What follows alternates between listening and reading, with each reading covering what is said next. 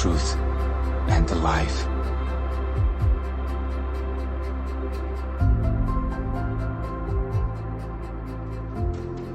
The king of Arad, the Canaanite, who dwelt in the south, heard that Israel was coming on the road to Atharim. Then he fought against Israel and took some of them prisoners. So Israel made a vow to the Lord and said, "If you will indeed deliver this people into my hand, then I will utterly destroy their cities."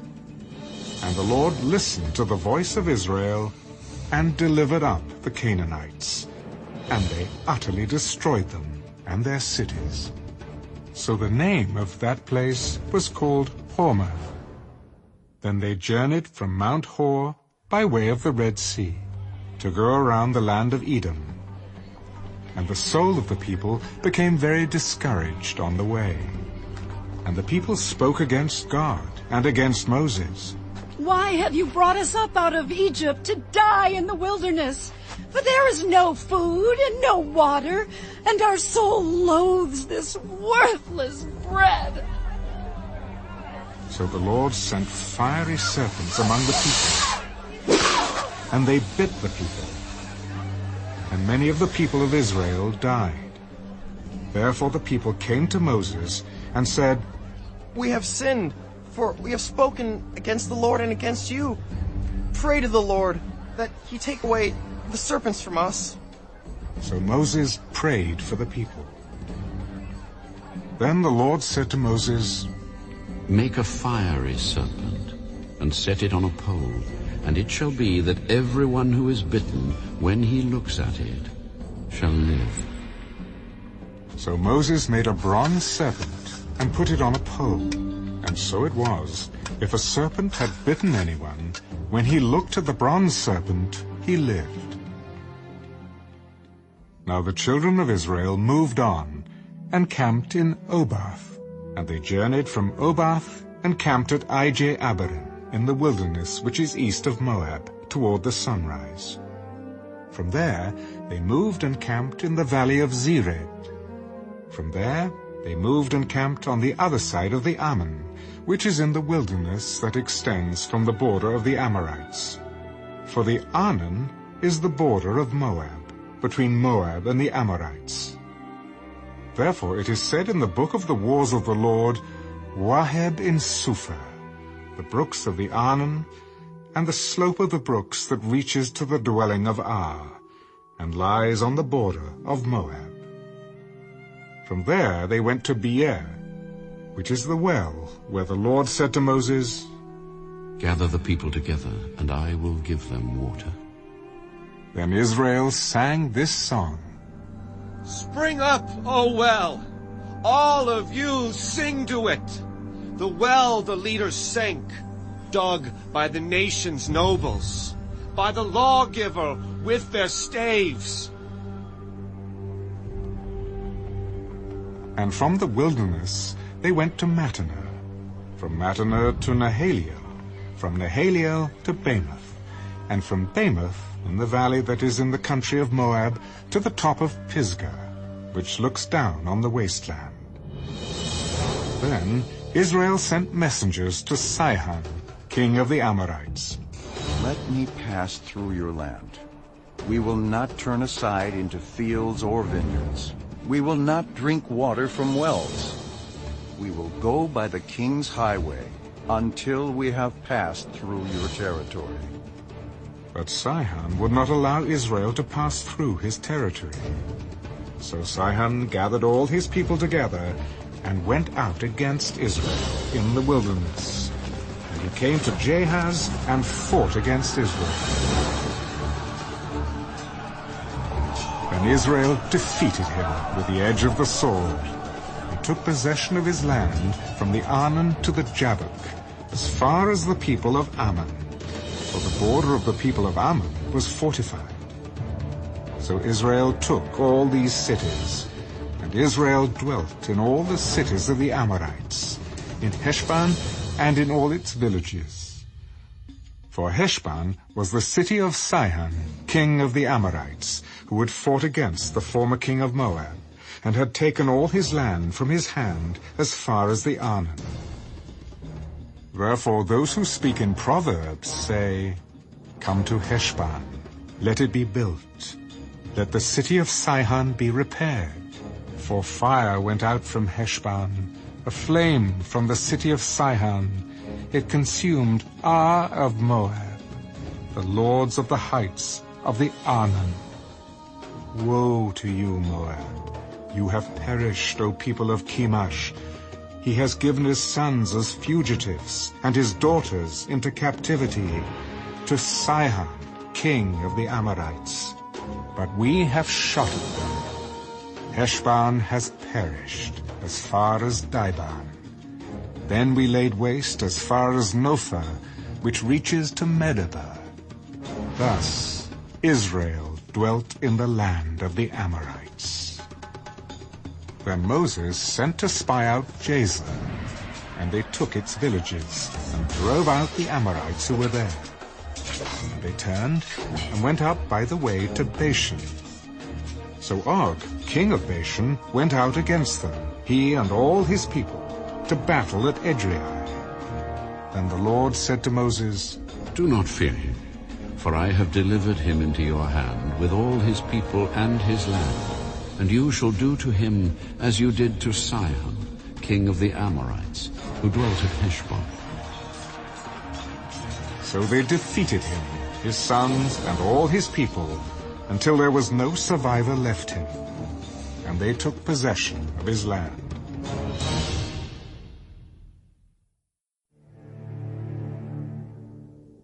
Then the children of Israel moved and camped in the plains of Moab, on the side of the Jordan across from Jericho. Now Balak, the son of Zippor, saw all that Israel had done to the Amorites. And Moab was exceedingly afraid of the people, because they were many. And Moab was sick with dread, because of the children of Israel. So Moab said to the elders of Midian, Now this company will lick up everything around us, as an ox licks up the grass of the field. And Balak, the son of Zippor, was king of the Moabites at that time.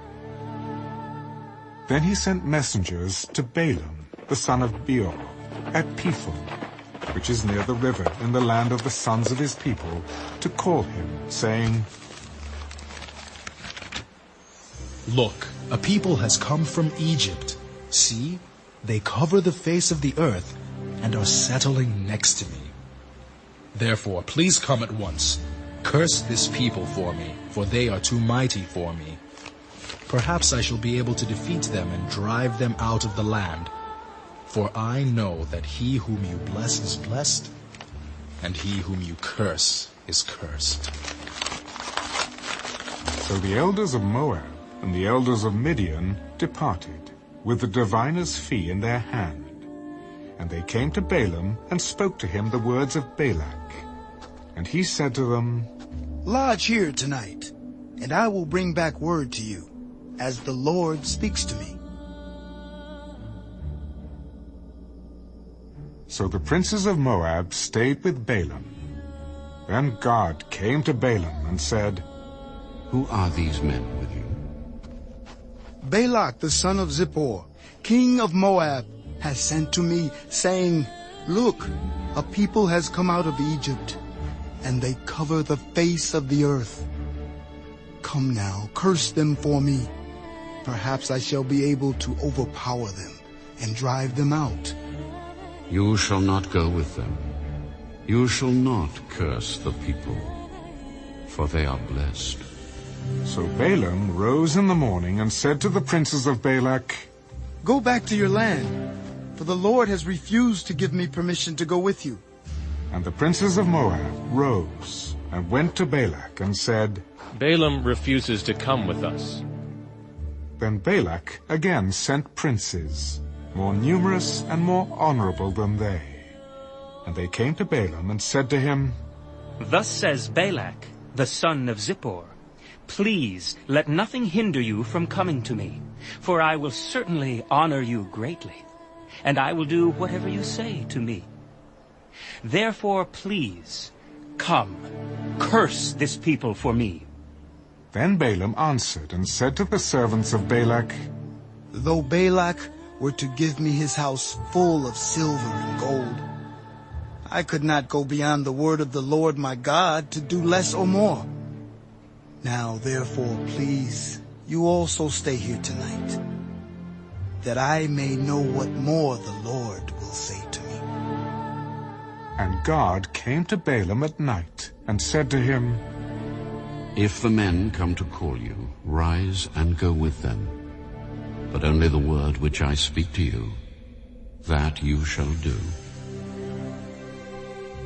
So Balaam rose in the morning, saddled his donkey, and went with the princes of Moab. Then God's anger was aroused because he went, and the angel of the Lord took his stand in the way as an adversary against him. And he was riding on his donkey, and his 2 servants were with him.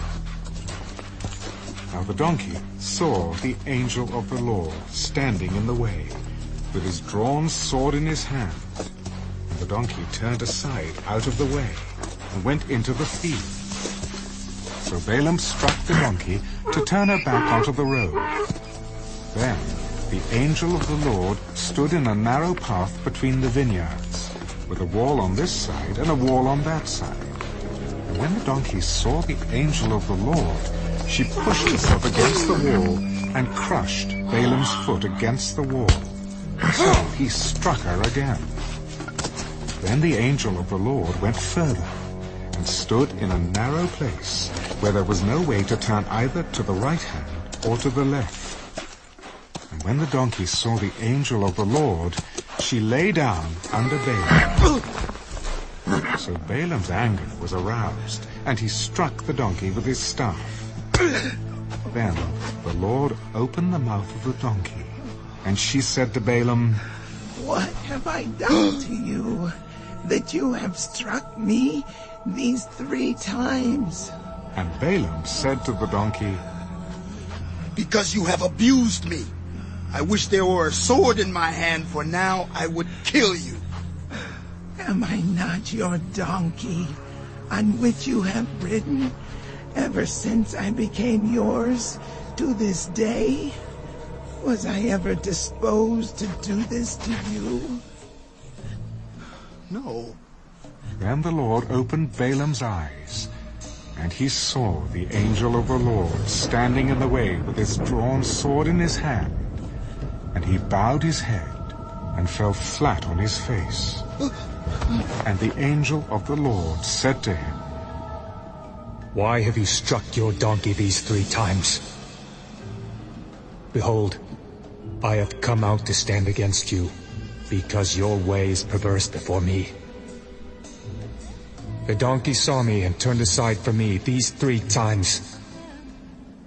If she had not turned aside from me, surely I would also have killed you by now, and let her live. I have sinned, for I did not know you stood in the way against me. Now, therefore, if it displeases you, I will turn back. Go with the men, but only the word that I speak to you, that you shall speak. So Balaam went with the princes of Balak.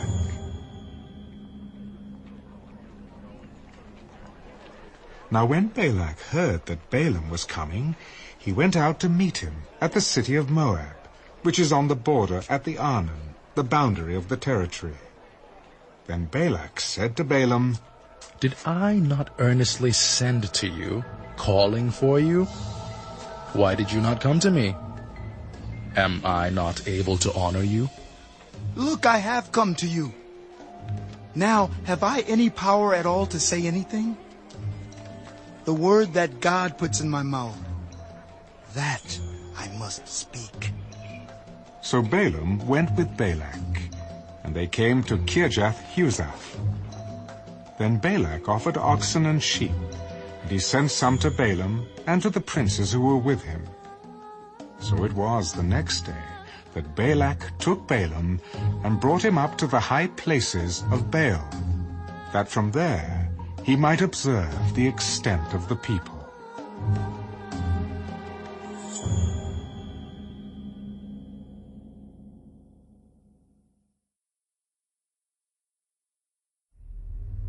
Then Balaam said to Balak, Build 7 altars for me here, and prepare for me here 7 bulls and 7 rams. And Balak did just as Balaam had spoken. And Balak and Balaam offered a bull and a ram on each altar. Then Balaam said to Balak, Stand by your burnt offering, and I will go. Perhaps the Lord will come to meet me, and whatever he shows me, I will tell you. So he went to a desolate height, and God met Balaam. And he said to him, I have prepared the 7 altars, and I have offered on each altar a bull and a ram. Then the Lord put a word in Balaam's mouth. Return to Balak, and thus you shall speak. So he returned to him, and there he was, standing by his burnt offering, he and all the princes of Moab. And he took up his oracle and said, Balak, the king of Moab, has brought me from Aram, from the mountains of the east. Come, curse Jacob for me, and come, denounce Israel. How shall I curse whom God has not cursed? And how shall I denounce whom the Lord has not denounced? For from the top of the rocks I see him, and from the hills I behold him. There, a people dwelling alone, not reckoning itself among the nations. Who can count the dust of Jacob, or number 1/4 of Israel? Let me die the death of the righteous, and let my end be like his. Then Balak said to Balaam, What have you done to me? I took you to curse my enemies, and look, you have blessed them bountifully. Must I not take heed to speak what the Lord has put in my mouth? Please, come with me to another place from which you may see them. You shall see only the outer part of them, and shall not see them all. Curse them for me from there.